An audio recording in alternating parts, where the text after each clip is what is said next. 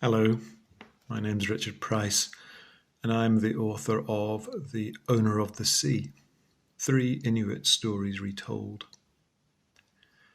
It's my sixth poetry collection for Carcanet, though in some ways it's very different from the others. In my books, I tend to write about family and complex relationships, and about pretty much the main emotional events in any one person's life. Births, marriages, however you see that concept, and deaths. I also like to situate that in observation of contemporary society, its joys and its pressures. The Owner of the Sea has all those elements in it, but as the subtitle suggests, it's a book of Inuit myths.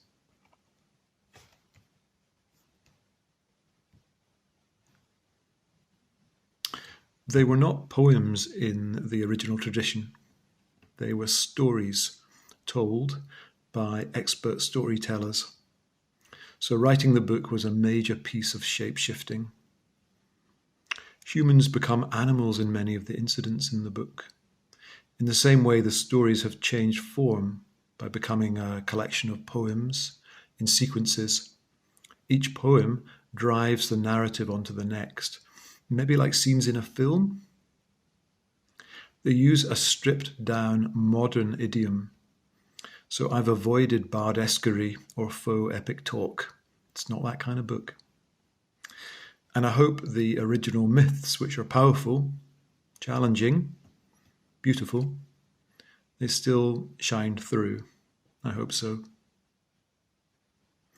One of the strongest themes in the book is gender, the problematics of gender, interrelationships. The lives of the goddess Sedna and the male hunter Kiviuk could not be more different from each other. Society sees them in stark contrast. Society sees them in stark contrast, with double standards it will later regret. Their miraculous lives, often stunning in their strangeness, can also be extremely violent and explicit. Reader, be warned. Gradually unfolding in the book is the power relationship that can exist between men and women, and a depiction of how it can change and change again. So what is my favorite place to work? It's really two places, perhaps for two different sorts of moods, two different sorts of work. The first is at the kitchen table with the music radio on low or a record playing that I know well. I know it won't distract me, but it will keep me company. I've worked this way since I was 12 or 13, and doing homework and writing song lyrics on the side. My eldest brother then was at the other end of the table, pretending to do his coursework for technical college. He would be distracted by crosswords and sometimes distract me. He was particularly good at the cryptic kind, and I was terrible. I still am. These days at the table, it's just me, with my son hopefully in bed and asleep by then. The second place I like to write is in cafes and sometimes pubs, on my own, but enjoying the life playing out around me. I like to be among people. I've never liked the idea of a study, and I don't really like the idea of keeping many books. I do make an exception for poetry, but very selectively. I much prefer most books to be in circulation, not sitting at home. I don't want that comfort. That's not comfort to me. I don't want that kind of trophy or that kind of intellectual capital underused, not going out into the world. I love the fact that libraries keep books for everyone, and it means I don't have to. A society where luxury is for the public is the kind of society I want. Well, what was the last book I read that I really loved? Well, it was Alistair MacLeod's No Great Mischief. It has been a favourite book since I first read it about 15 years ago, and I wasn't expecting to find it so moving on a second read, but it was, more so, if anything. It's a short novel, a masterpiece of storytelling. It focuses on a family in that part of Canada settled by Scottish Gaelic speakers centuries ago. It's set in the latter half of the 20th century, and it follows the lives of two brothers after a family tragedy which brings them closer together. It's both an ultra-modern book, alive to family dynamics, and there's something more ancient about it too. At times it uses a technique very like song's use of a repeated refrain, and the effect is cumulative, just as in a song. Its innovation is in just how much it braids together with a very light touch. It has historical sweep and sharp class and ethnic analysis. It also has a deep sense of the loss at the heart of what is a profoundly broken family, but they're trying to remake themselves.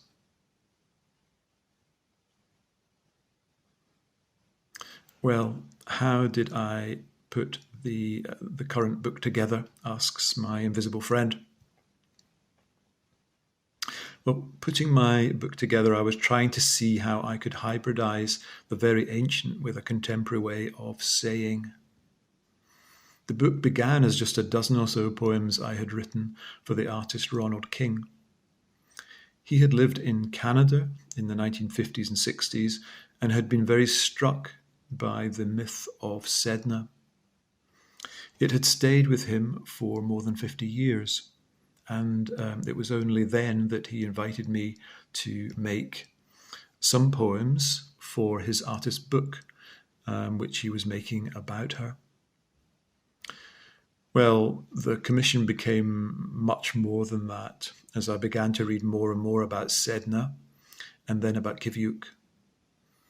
I found old and new prose translations of the stories, and very soon I was driven to write poems inspired by these larger-than-life myths. As I did so, it felt like a new kind of writing for me. It has been exhilarating. I hope that energy gets across in the poems. At the same time, I was and I'm very conscious of being an outsider to Inuit culture. And I want to emphasize that outsider position, which I do at various key points in the book, and I'm emphasizing it now. I do, though, feel that sharing the stories, reimagined as poems, is still a good thing to do. Do I have a favourite piece in the new collection? Well, there are lots of set pieces in the book I loved writing. The episode with Kiviuk the Hunter, when the mermaids, that's our word, have a spike instead of a tail, and they mean him harm with it. That was just a joy to do. Then there's the party scene in the underworld, where the seagull and the raven compete with each other in a slagging off competition. It's pretty disgusting, and I enjoyed that. I enjoyed the taboo of that. And there's an unbelievably disgusting episode with a wolverine, and it's actually too disgusting to mention what goes on here. Again, reader, beware.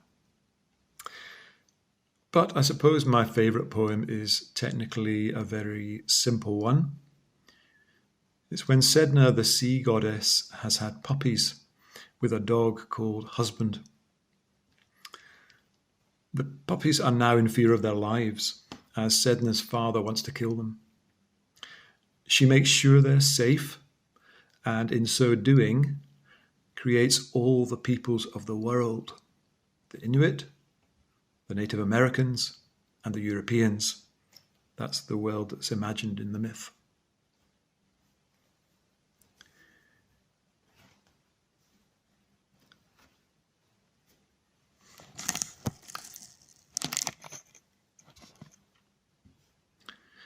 Migration comes from that piece, and it's at the heart of Inuit history. They, like us all, are migrants from somewhere else, not so far back. Of course, it's at the heart of the creation of modern America and of the creation of England.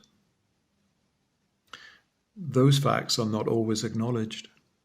So there are profound resonances here in the history of the Inuit people.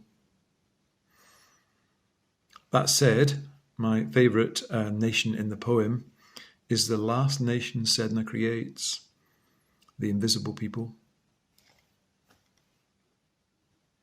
A straw for each mast.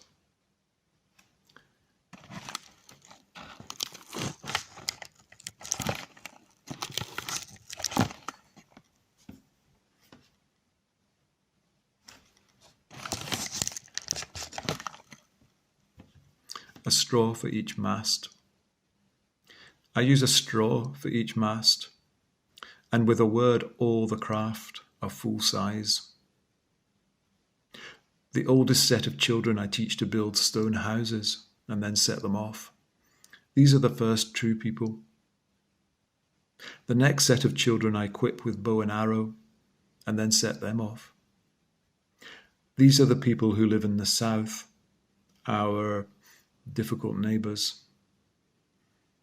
The third set of children I teach to be expert traders, expert sailors, and then I set them off. These are the people of the West who always look ill. The last set of children run up to me, crying, "There are no more ships. Please, Mother, keep us safe too." You will be safe. You will be unseen. These are the invisible people.